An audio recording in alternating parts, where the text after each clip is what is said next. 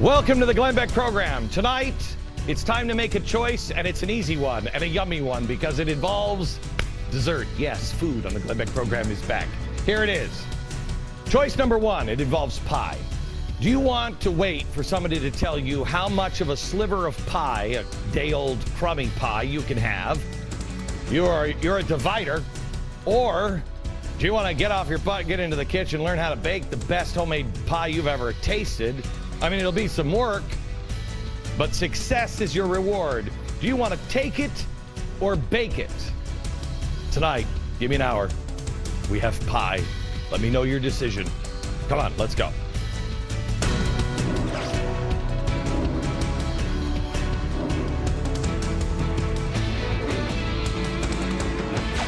Oh, yeah. Hello, America. Tonight, we're going to talk about pie. And not because I'm a big fat fatty fatso. You know, I also can get people to run out and get pie for me. And then I can, after the show, just stuff my fat face with it. No, this is science, man. I want to demonstrate a fundamental disagreement that Americans have with many of the leaders in Washington and the globalists like spooky George Soros. Now, I'm going to demonstrate this here in a minute. Remember, I'm a baker, not a divider. It's kind of like a lover, not a fighter, but it has a yummy ending. Well, no, never mind.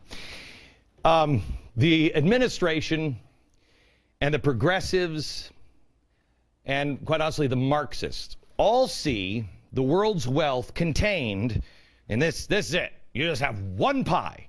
The entire world only has one pie. And so they want to make sure that absolutely everybody, Mo, the small businessman, you know, he runs the bar downtown, and Mayor Quimby, he's with the government, you know, he's the mayor. And then we have Mr. Burns, he runs the nuclear power plant. Okay, he gets a slice of pie. And then you have Homer, which I heard from Cass Sunstein represents you, the average American person. Dope! And then, of course, Barney, the drunk, who does nothing but drink all day. He also gets a slice of pie. Now, where's Quimby? Quimby actually should have a bigger piece of pie. I'm going to take that one from you. I mean, you know, I know you're Homer and everything, but he should have some more. And who's this? This is Mo, the small business. I hate those business people. I'm going to give it to Mr. Burns. Now, that doesn't seem right because we should probably take it from Mr. Burns because he's the richest guy. But no. He's in with Quimby. Got it? Yummy. Looking good so far, huh? A lot of people in our government now are teaching our children that this is the way our system should be. The rest of us know that the free market system says that we're all bakers. We're all bakers. And we don't have to keep dividing the pie because every time you get a new person in, they're like, oh, yeah, well, I hate this guy. And this guy, he's got to have his pie over here. And then the next election, and this guy should have his pie over here, and some of this guy's pie should go back over to him. And then this piece goes over here, and then this piece goes over here. But then I take this piece and I put this piece back here. Yummy, isn't it? Instead, I'm on a diet, but this was a mistake. I have to lick it off my fingers. Instead, what the free market system says is, hey, why don't we just bake more pies? Because there's no such thing as just one pie. All you have to do is learn how to bake pies. That's it. You're a baker, not a divider. Someone has to stand up and say that. Americans are bakers, not dividers. But see, we've taught everybody that these pies don't even exist. It's only this pie. And some of this science. Don't do this at home.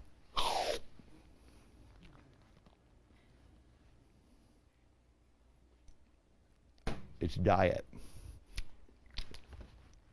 Who makes whipped cream and then doesn't make it yummy? Ah! All right. The problem is people in our country now are teaching our children that there are no pies. And they are probably teaching that there is crappy whipped cream that doesn't have any fat in it and is better for you. And so our children and a lot of our population, this is all they're looking at. They've forgotten that there is a pie to be made that they can make. And the transition from divider to baker is rough. Because let's face it, a lot of people have gotten comfortable just waiting around for the government piece of pie that they now feel they're entitled to. At what point did we ever think it was self-evident that all men are created equal and they all come with a pie? At what point did God say, you have a slice of pie? No, you have an opportunity to bake a pie. We have to teach these people who have just done this with the pie that there's more pie out there. There's as much pie for everybody. You just have to make it. But that's going to be tough because you need strangely unlabeled flour and eggs and utensils. You need all of this stuff. And you need a recipe. And you need to be taught baking is not easy. Well, in that time, when you're trying to make pie, some people won't make very good pie, and they're not used to fending for themselves. And there will be serious pain. You're going through cooking school. You won't have very much pie, or it'll really stink. You got to get a cookbook. You got to do it yourself. That's where this comes in. Charity. I'm a small government guy, a libertarian guy. Charity. Charity. Help each other. You say somebody else is working hard in the kitchen and they're like, my pie's not working. You go in and help them by choice. And when it still stinks, you're like, you're a really bad baker, but here, have a slice of my pie. That's your choice. Look, trouble is coming. I've read 2 books. This is for fun, believe it or not. I read 2 books. I think 2 years ago I read this one, World Made by Hand. And this one, 1 Second After. Both of them are novels. This one is really kind of more Al Gore. The world is falling apart and we're all going to...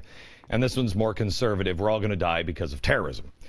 So, same message, though. World goes to hell in a handbasket, and you don't have any of the stuff that we have. In this one is really, really good, but so is this one in completely different ways. This one made me think... No, read them both. They're really good. But this one had a little extra something in it.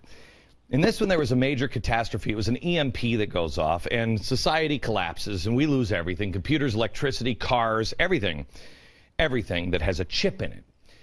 Well, I mean, because I read this one, and I thought, wow, life stinks without technology, okay? But this one had something else in it that this one didn't. Something that I hadn't considered. It went a little deeper into refrigeration. No refrigeration. You can't keep pie. You can't keep anything that is perishable, which meant no liquid medicines could be kept. Now, I don't take insulin, so I didn't even think of that. Have you ever thought to consider how many of us are on some sort of life-saving or prolonging medication? In the book, 1 Second After, it's about 30 days into this catastrophe, and the doctor explains that we're running out of medicine now because most people have about 30 days supply of medication in their house that they need. So first, anybody who has anything that has to be kept in the refrigeration, for instance, anybody who is taking insulin dies. Anybody in the hospital dies. But then the people who are taking any kind, I mean, how many of us have high blood pressure? How many of us have cholesterol problems? Not me. A lot of us shouldn't be alive today. A month later, after the first tragic event, and a whole bunch of people die, a month later, there's another round of massive dying from meds running out. There's no insulin, there's no antipsychotic drugs, no cholesterol-lowering pills. There's strokes, there's heart attacks, suicides, disturbed people on the loose. It would be chaos. We don't even think about that. We don't think of how many of us are alive today and walking around today that shouldn't be and wouldn't be if it wasn't for modern medicine. Well, it's the same thing, I think, with handouts, and that's what I wanted to talk to you about tonight. Just like we are slaves, many of us, slaves to medication. We are dependent on medication. If we don't have it, we'll die. Many of us now are slaves from government handouts, and many of us don't even know that we are enslaved. I want to show you a chart. This is a chart of population that is taking a government bailout, okay? Here it is, 1983, about 25% of Americans. It's 44%. And this number has got to go, that's 2008. 44%, nearly half of all Americans live in a household which someone receives government benefits. That's far more than any other time in history. Well, let me ask you. This is why, again, I say a small government answer is charity. You've got to give and help each other out. But let me ask you, if it's not because the Tea Party gets their small government, it's just because we dry up. Well, what happens? One of the many reasons we get off this merry-go-round, or need to, is the government, I'll try to say this with a straight face, may not always be able to provide for all of our needs. So then what? It's just like, it's not like they're just trying to provide for our needs. But because of their view that this is right, that these pies don't exist, it's only these pies, there's only one single piece of pie, they keep slicing it into pieces. They believe that they need to provide for not only the people here, but also we need to slice up. This is where their real guilt comes from. This is where the global Marxism comes. Where's America's plate? Here's America's plate. We have half the pie. But remember, we first baked the pie. Then you have Africa, which is a little teeny slice. Then you have the Middle East with a little teeny slice.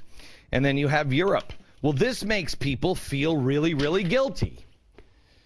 Well, it doesn't make me feel guilty. It makes me feel bad for Africa and the Middle East. But a lot of times, people are killing each other over there, and what are you going to do about it? They've been killing each other for 5,000 years. Don't take my pie. Hey, what do you say? We can help them learn to make pie. And if they choose to make pie, then they're going to be okay, and we'll be there to help them. That's charity. What was it, teach a man to fish? Let's teach a man how to make pie. I don't really like fish. Pie's better. And it's healthy. It's got fruit in it, you know. Here's the thing. Right now, we're saying that we're going to try to save Africa. We just want to help the people in Africa. What we're doing is, with our stimulus package, we took more than $800,000 and we spent it over in Africa for a genital hygiene program. So, in other words, let's just be honest, we took, right here, we took some of our pie, sent it over to Africa. Now, why would you do that? I mean, it doesn't matter how ridiculous or how great the program may be. We're not making any new more pie ourselves. We're going to run out. We do things like this because there are people that think we have too much pie, and Africa doesn't have nearly enough. Now, how do I know that those in and around Congress and this administration believe in this pie theory and not this pie theory? Well, let me go to Michelle Obama. She was campaigning for her husband in April 2008, and she said, this is an amazing quote, that Americans don't really want that much. Watch. They don't want the whole pie. Most Americans feel blessed just by being able to thrive a little bit. But that's becoming even more out of reach. The truth is, in order to get things like universal health care and revamped education system, then someone is going to have to give up a piece of their pie so someone else can have some more. That's not the way the system works. That's not what changed the world. The poor will always be among us. But that's just one example from the Obama administration. There are tons of them. The mindset is that wealth is finite. Let me tell you something. Wealth is like the ocean. And you're coming out with a bucket of water, and somebody else says, don't spill any of that. You've got to give me a cup of it. No, take a dump truck and back it up to the ocean. There's plenty of water, and it's constantly raining.